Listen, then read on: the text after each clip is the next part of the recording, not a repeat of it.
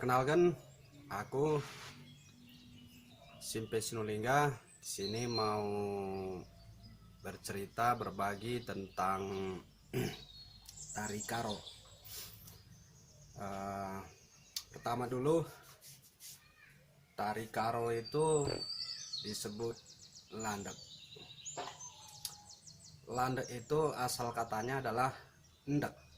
Ndek dalam bahasa karo itu yaitu gerak ke bawah ke atas, jadi gerak turun naik.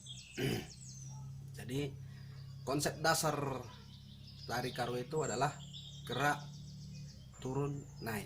Nah, di sini ada sedikit perbedaan dengan ucapan yang barusan diucapkan, turun naik. Beda dengan naik turun, karena permulaan dari tari karo itu selalu dimulai dengan turun. Makanya saya bilang ndek itu adalah gerak turun naik. Kemudian dasar dari tari karo itu ada 3. Yang pertama itu tadi wajib ada gerak turun naik, itu yang pertama sekali. Ndek itu disebut dengan ndek. Yang kedua adalah pengodak. Itu dalam bahasa karo, pengodak itu kalau diterjemahkan sinkronisasi antara alur musik dengan gerak tubuh. Nah, jadi bagaimana tubuhnya mengayun, melenggang sesuai dengan irama musik. Nah, jadi tidak ada satu gerak yang mendominasi, misalnya hanya gerak pinggul atau hanya gerak pinggang, tidak. Dia gerak itu harus seluruh tubuh, itu disebut pengodak. Kemudian yang ketiga adalah tan lempir. Tan lempir itu kalau diterjemahkan artinya posisi tangan itu dia harus, mana dibilang, melengkung ya, untuk menciptakan keindahan. Jadi tari karo itu wajib yang tangannya memang melengkung.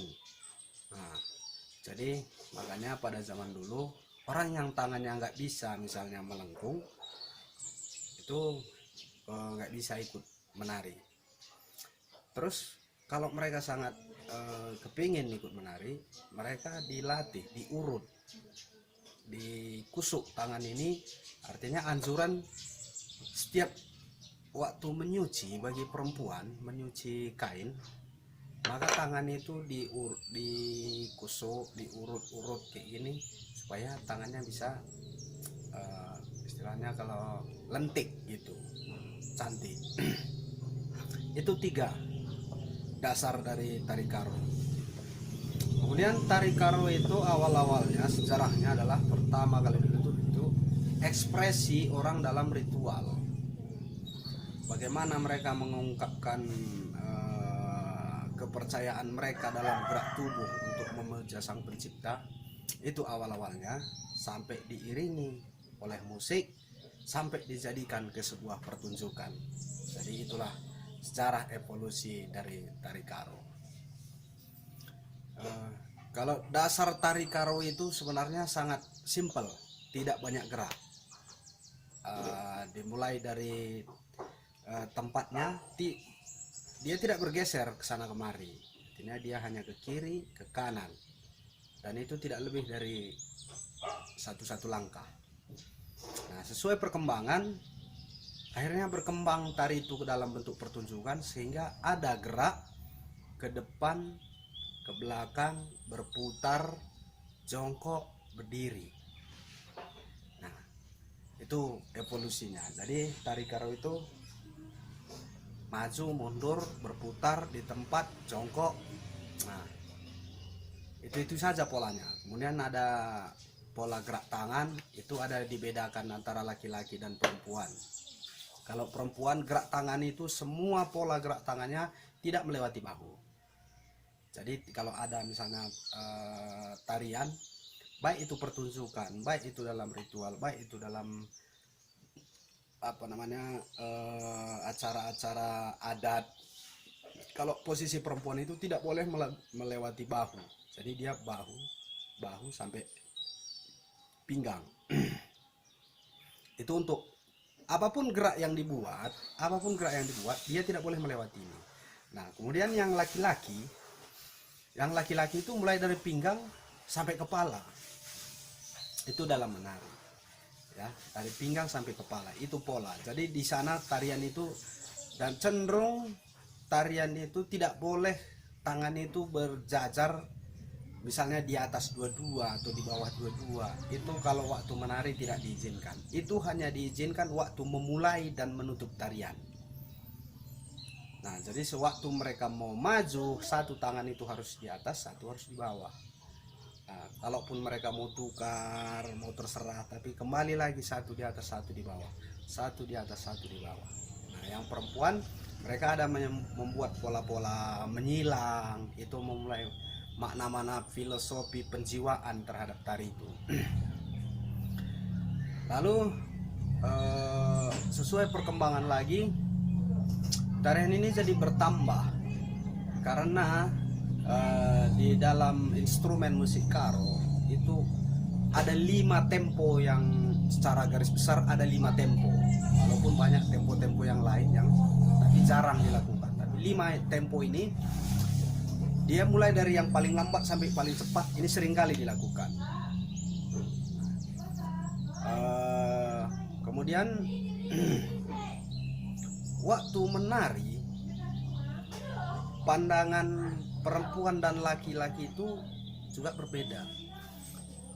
Yang laki-laki pandangan matanya ke pasangannya itu adalah sebatas kepala sampai sebatas pinggang. Gitu.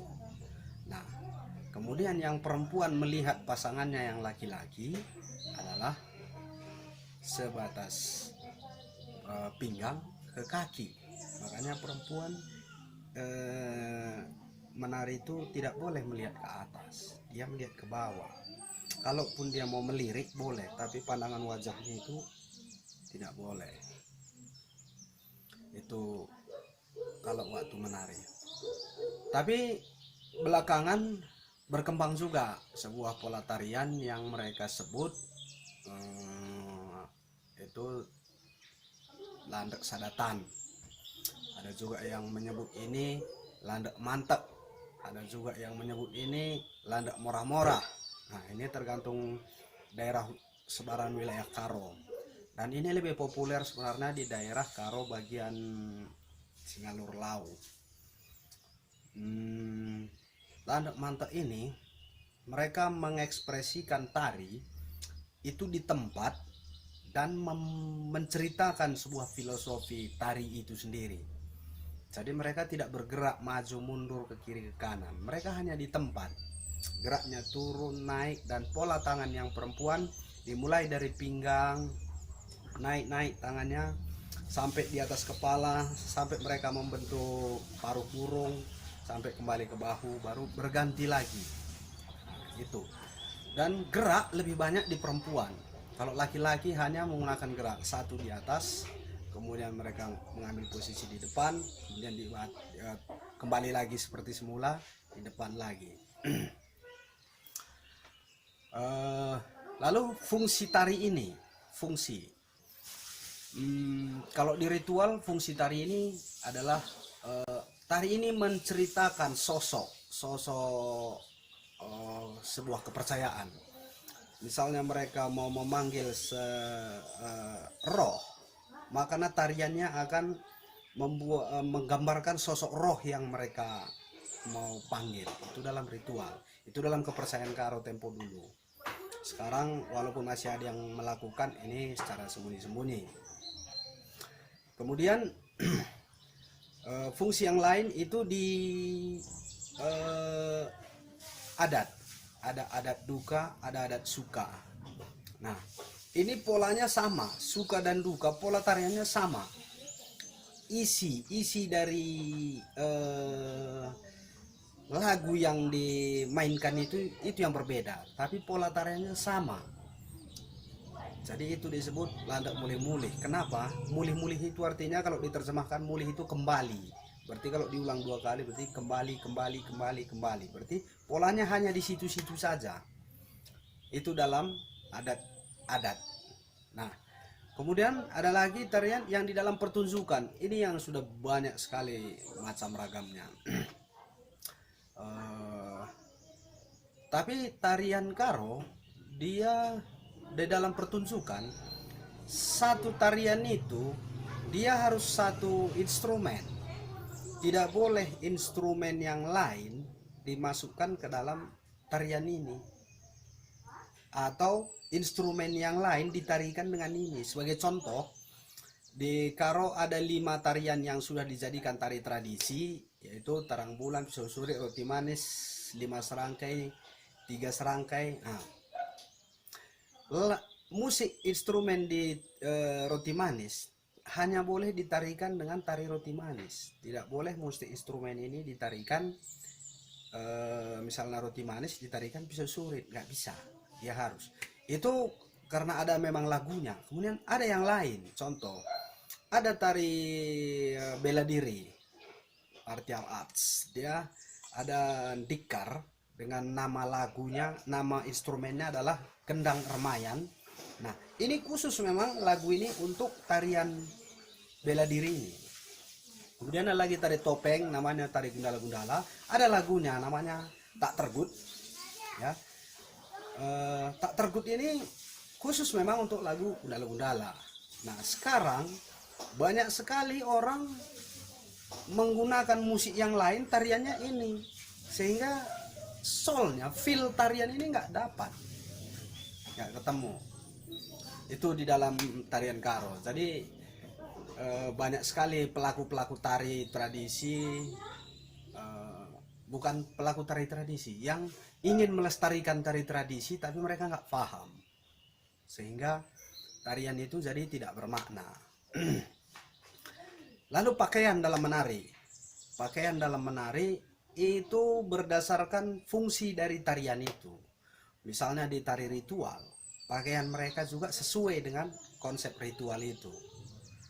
Ya. Kemudian kalau dia adat, nah sesuai dengan di adat itu. Kalau dia adat duka, itu pakaian mereka rada gelap-gelap.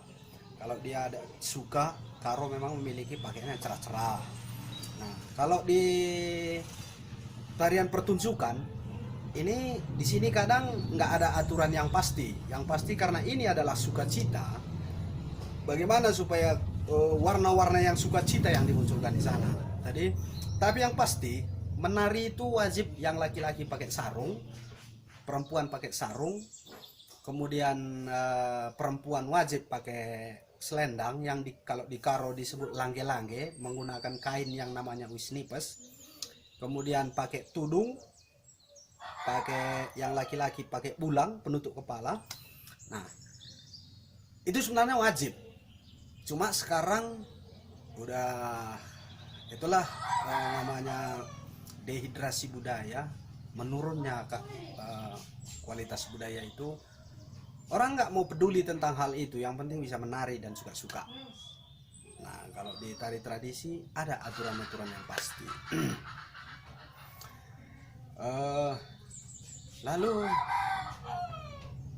tarian ini, kalau dulu harus tarian ini diiringi oleh musik tradisi. Jadi kenapa harus dimainkan musik tradisi? Karena di sana ada istilah buku gendang. Kalau diterjemahkan buku gendang ini tempo yang ada aturan tersendiri untuk tari karo.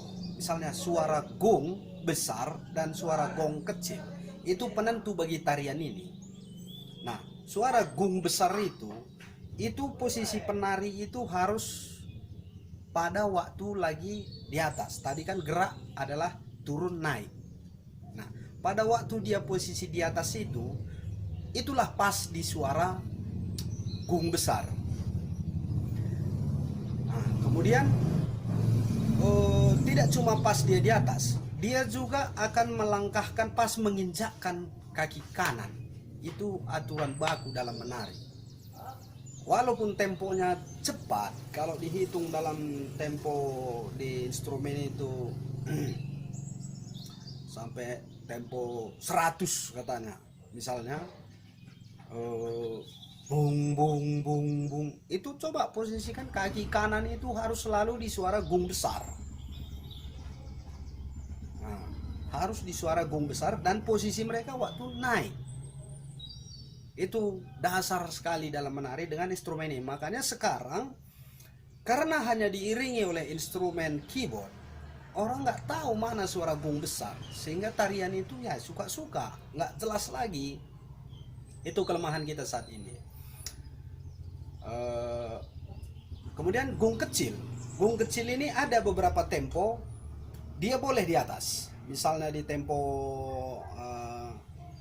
apa namanya, ada tempo Simalung Rakyat itu cukup lambat sekali. Itu suara gong kecil itu juga posisi penari di atas, cuma kaki yang mereka injakkan di sana, langkahkan adalah kiri, dan itu tidak boleh kanan. Gong kecil itu wajib kaki kiri, gong besar itu kaki kanan, dan posisi di atas. Itulah dasar menari, sejarahnya, kemudian fungsinya. Sekarang tari karo ini udah sangat banyak sekali, apalagi sekarang banyak muda-mudi yang berkreasi untuk tarian ini. Tapi sayang, tarian ini gak diperhatikan oleh pemerintah.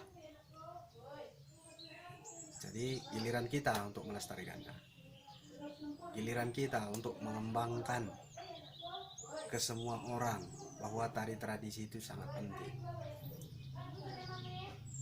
Itulah dulu dari saya. Kami tergabung di Sanggar Seni Ngara Simbelin. Saya sendiri adalah pendiri sanggar ini dan sudah melatih banyak orang, tapi yang saya latih belum ada yang melatih orang lain lagi.